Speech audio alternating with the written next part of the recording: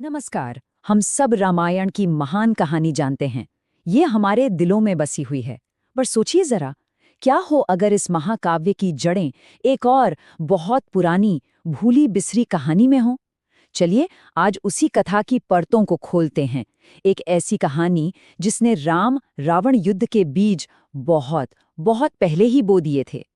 तो सवाल ये उठता है कि क्या रावण के विनाश की जड़ें सीता के अपहरण से भी ज्यादा गहरी थी। हम सब तो यही मानते हैं कि रावण का अंत सीताहरण की वजह से हुआ, लेकिन क्या हो अगर उसके विनाश की नींव कई साल पहले ही रखी जा चुकी थी, एक ऐसी घटना से जिसके बारे में बहुत कम लोग जानते हैं। ये सिर्फ शब्द नहीं थे, ये एक शक्तिशाली भविष्यवाणी थी, एक श्राप जो एक शांत जंगल में गूंजा था। तो आखिर किसने कहे थे ये शब्द और क्यों? इसका जवाब जानने के लिए हमें समय में थोड़ा पीछे चलना होगा। इस कहानी की शुरुआत होती है वेदमती से, और उनकी एक प्रतिज्ञा, उनका एक संकल्प ही इस पूरी कथा का केंद्र है। एक ऐसा संकल्प जो इतिहास को बदलने वाला था। कल्पना कीजिए, घने जंगल के बीच एक शांत पवित्र आश्रम। वहां रहते थे ऋषि कुशध्वज। जब उनकी बेटी ने जन्म लिया तो चारों ओर वेदों का पाठ हो रहा था, वेदों की ध्वनि गूंज रही थी, और इसीलिए उन्होंने उसका नाम रखा वेदमती। मतलब उसका पूरा जीवन ही दिव्यता और ज्ञान के इर्द गिर्द था। अब देखिए, ऋषि कुशध्वज का एक बड़ा संकल्प था कि वो अपनी बेटी का विवाह केवल और केवल भगवान विष्णु से ही करेंगे। इसी वजह से कई शक्तिशाली राजाओं और यहाँ तक कि असुरों के रिश्ते भी ठुकरा दिए गए। लेकिन इस इनकार की एक भयानक कीमत चुकानी पड़ी। गुस्से में आकर एक असुर ने ऋषि कुशध्वज की हत्या कर दी। पिता की मृत्यु के बाद वेदमती ने तपस्या का रास्ता चुना। तपस्या ये सिर्फ ध्यान लगाना या मेडिटेशन नहीं है, ये एक बहुत गहरा आध्यात्मिक अनुशासन है, जहां कोई अपने लक्ष्य को पाने के लिए अपना सब कुछ त्याग देता है। और वेदमती का लक्ष्य था अपने पिता की इच्छा को पूरा करना। और अब कहानी में एंट्री होती है उस किरदार की जिसके अहंकार ने इस कथा को एक बहुत दुखद मोड़ दे दिया। उसी दौर में लंका का राजा रावण, जिसे अपनी ताकत का जबरदस्त घमंड था, पूरी पृथ्वी पर घूम रहा था। वो खुद को अजेय मानता था और उसका अहंकार ही उसकी सबसे बड़ी पहचान थी। ये दोनों किरदार मतलब एक दूसरे से बिल्कुल अलग थे, जमीन आसमान का फर्क। जहां वेदमती की दुनिया भक्ति, पवित्रता और आध्यात्मिक शक्ति की थी, वहीं रावण का संसार ताकत, घमंड और इच्छाओं से चलता था।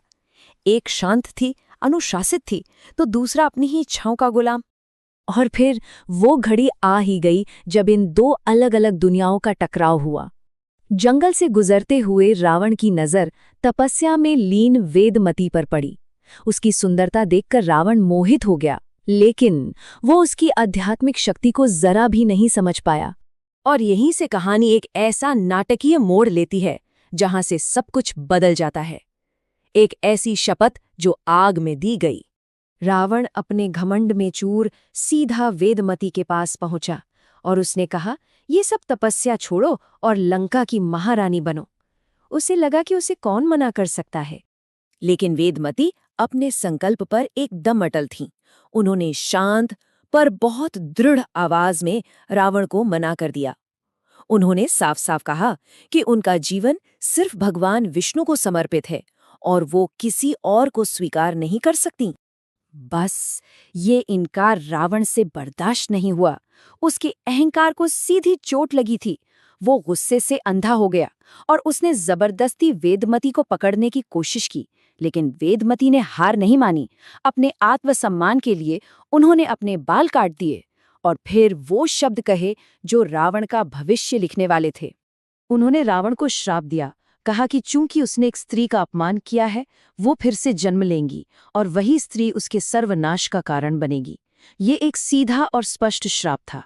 श्राप देने के बाद अपने सम्मान और पवित्रता की रक्षा के लिए वेदमती ने यज्ञ की जलती हुई आग में प्रवेश कर लिया। उन्होंने अपनी शर्तों पर अपना जीवन समाप्त किया, पर अपने पीछे एक ऐसी भविष्यवाणी छोड़ गईं जिसे एक दिन पूरा होना ही था। तो अब आते हैं कहानी के उस हिस्से पर जहां सारी कड़ियां जुड़ती हैं और यह रहस्य खुलता है कि आगे क्या हुआ।